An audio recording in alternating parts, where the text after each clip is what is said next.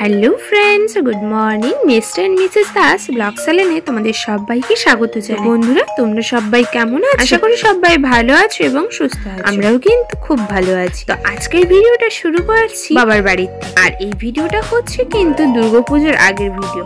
অনেকটাই লেট করে ছাড়ছি জানি, আসলে ফোনে এত ভিডিও জমা হয়ে গেছিল, ছাড়তে ছাড়তে এই ভিডিওটা আর ছাড়াই হয়নি, গ্যালারিতে থেকেই গেছে। তো কালকে বসে ফোন ঘাঁটতে ঘাঁটতে হঠাৎ দেখি গ্যালারিতে বাবার বাড়ির এই ভিডিওটা আছে। তো ভাবলাম গ্যালারিতে যখন আছে তাহলে তোমাদের সাথে শেয়ার করা যাক।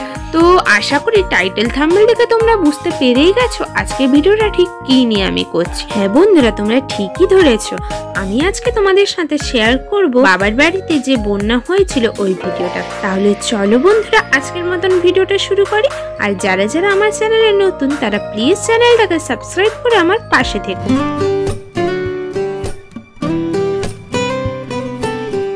তো বন্ধুরা, এই যে বন্যার ভিডিওটা তোমরা দেখতে পাচ্ছ, এই বন্যার ভিডিওর আগের দিনই কিন্তু সন্ধ্যেবেলায় আমরা দিদার বাড়িতে এসেছিলাম।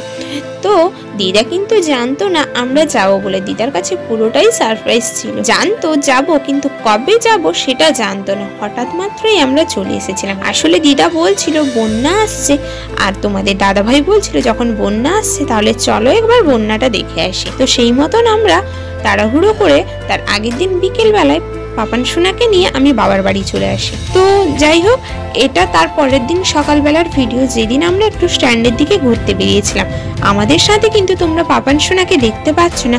আসলে পাপান সোনাকে কিন্তু আমরা নিয়ে আসিনি, দিদার কাছেই রেখে দিয়ে এসেছি, তাই জন্য তোমরা পাপান সোনাকে দেখতে পাচ্ছ না। তো এদিকে দেখো চারধার কতটা জল জমে গেছে, আর একটু হলেই কিন্তু রাস্তার উপরে জল উঠে চলে আসবে। অনেকের বাড়িতেও কিন্তু জল ঢুকে গেছে। প্রত্যেক বছর কিন্তু বাবার বাড়িতে ওদিকে বন্যাটা হয়, কিন্তু এবছর একটু বেশি। এবছরের যে বন্যাটা হয়েছিল সেটা আমি আমার ছোটবেলায় দেখেছিলাম।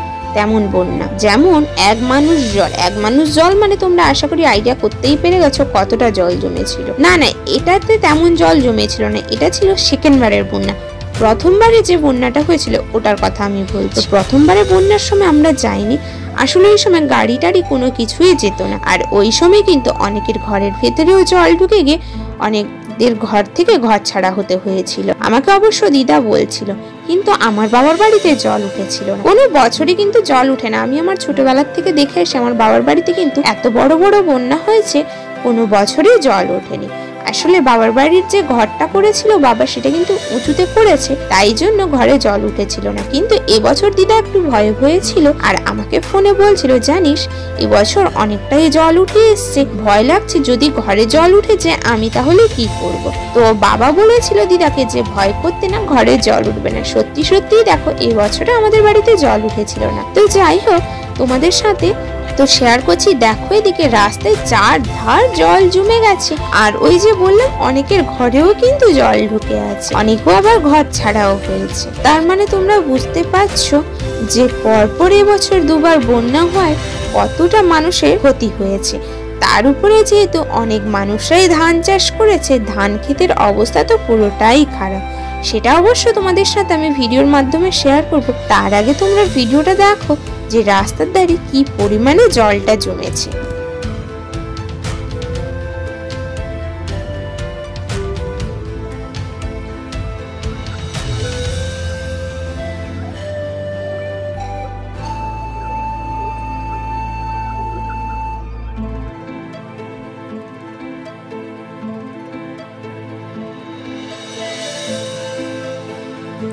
রাস্তাঘাটে জল জমে যাওয়ার জন্য কিছু মানুষরা কিন্তু জাল নিয়ে নেমে পড়েছে রাস্তায় মাছ ধরতে। ওই যে তোমাদের একটু আগে বললাম না, আমাদের গ্রামে অনেকটাই ক্ষতি হয়েছে। কেন বললাম জানো? তোমরা তো সবাই এটা জানো, গ্রামের দিকে মানুষরা চাষবাস করেই কিন্তু খাওয়া দাওয়া করে। সে জায়গায় যদি চাষবাসে ক্ষতি হয়ে যায় তাহলে গরিব দুঃখী মানুষের কি অবস্থা হয় সেটা আশা করি আলাদা করে বোঝাতে হবে না। এদিকে দেখো মাঠে ঘাটে যেভাবে জল দাঁড়িয়ে আছে, কোনো নদী বা খালের থেকে কি আলাদা কিছু মনেই হচ্ছে, তাই না?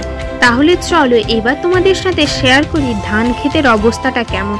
এখানে হালকা হালকা করে আশা করি দেখতে পাচ্ছ ধান গাছ কিন্তু দেখাই যাচ্ছে না। এই দেখো বন্ধুরা ধান ক্ষেতের অবস্থাটা কেমন।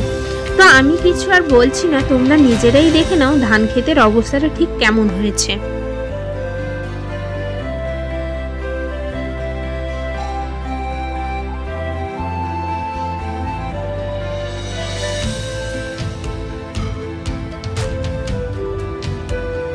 তো বন্ধুরা তোমরা দেখলে ধান ক্ষেতের অবস্থাটা কেমন। তাহলে তোমরাই ভাবো যারা দিন আনা দিন খায় তাহলে তাদের অবস্থাটা কি হয়েছে। যাই হোক, এবার কিন্তু আমরা বাবার বাড়িতে পৌঁছে গেছি। আর পাপান সোনা আমাদেরকে দেখে কিরকম দৌড়ে আসছে দেখেছো, আর খালি গায়ে আছে। ওই সময় আসলে গরম ছিল প্রচন্ড পরিমাণে, তাই জন্য দিদা ওকে জামাটা খুলে দিয়েছিল। আর পাপান সোনা যে ওই যে দিদিটার কাছে দাঁড়িয়ে ছিল তোমরা দেখতে পেলে, আসলে সে কিন্তু বাবার বাড়িতে এলে 24টা ঘন্টা এই দিদিটার বাড়িতেই সে থাকে। আর বাবার বাড়ির সামনেও দেখো জল অনেকটাই জমা হয়ে গেছে। তোমরা আশা করি ভিডিওটাতে খুব ভালো করেই বুঝতে পারছো। আর এই হচ্ছে কিন্তু দিদার সেই লেবু গাছ।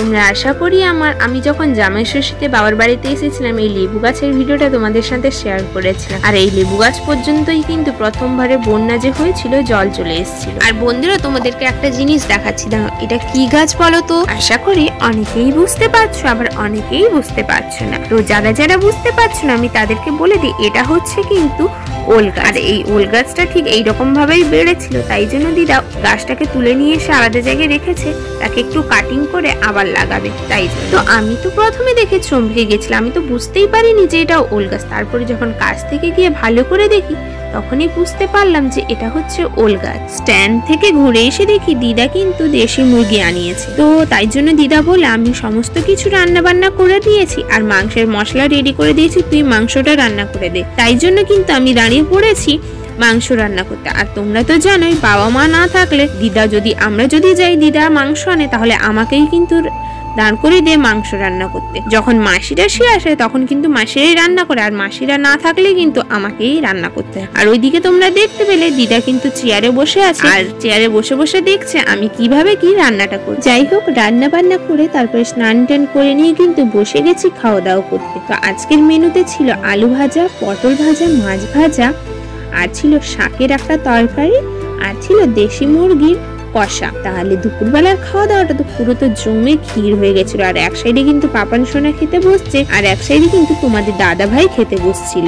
পাপান সোনাকে খাইয়ে দেওয়ার পরে দিদা আর আমি দুজনেই কিন্তু বসে গেছিলাম খাওয়া দাওয়া করতে। খাওয়া দাওয়ার পর একটু রেস্ট নিয়ে কিন্তু বেরিয়ে পড়েছিলাম বাড়ি আসার জন্য। আসলে তার পরের দিনই কিন্তু ছিল পাপান সোনার স্কুল, তাই জন্য আর থাকতে পারিনি। দিদা বলছিল থাকতে, কিন্তু পাপান সোনার পড়া আছে ওই জন্যই পালিয়ে আসতে হয়েছিল। আর আমার চোখ মুখের অবস্থা এরকম হয়েছে কেন জানো?